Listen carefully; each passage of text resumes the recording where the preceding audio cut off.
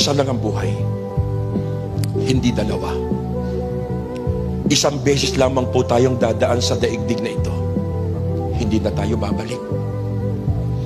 Pero tiyakin mo na sa pagdaan mo sa mundong ito ay nagkaroon ng pitak sa puso mo si Kristo, sapagkat tinitiyak ko sa iyo,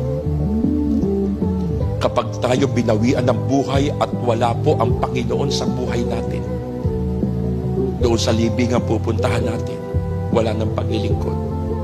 Isa lang ang buhay. Life is short. Kapiraso lang. Mga kapatid, lahat tayo may haharapin after physical death. Hebrew 9:27, itinakda ng Diyos sa isang tao ang minsan mamatay.